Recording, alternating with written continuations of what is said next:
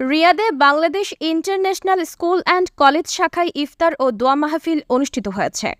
বিস্তারিত দেখুন ইমন আলীর প্রতিবেদনে। অনুষ্ঠানটি অধ্যাপক জহিরুল ইসলামের সঞ্চালনায় সভাপতিত্ব করেছেন বিওডি চেয়ারম্যান জনাব মোহাম্মদ শুয়াইব। অনুষ্ঠানে প্রধান অতিথি হিসেবে উপস্থিত ছিলেন বাংলাদেশ দূতাবাসের মিনিস্টার কনসুলার মোশাররফ হোসেন। বিশেষ অতিথি হিসেবে উপস্থিত ছিলেন বাংলাদেশ দূতাবাসের ডিফেন্স অ্যাটাচি ব্রিগেডিয়ার জেনারেল জনাব মোহাম্মদ রেজাউল করিম।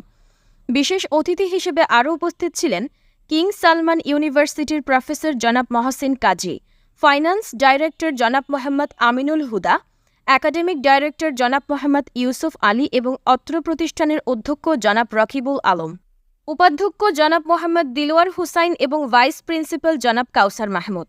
অনুষ্ঠানে রমজানের গুরুত্ব ও তাৎপর্য নিয়ে আলোচনা শেষে দেশ ও জাতির কল্যাণ কামনা করে দোয়া ও মোনাজাত করা হয়েছে। অনুষ্ঠানে প্রতিষ্ঠানের অন্যান্য শিক্ষক মণ্ডলী, ছাত্রছাত্রী, অভিভাবক, মিডিয়া কর্মীসহ রিয়াদ কমিউনিটির বিভিন্ন রাজনৈতিক ও সামাজিক সংগঠনের ব্যক্তিবর্গ উপস্থিত ছিলেন।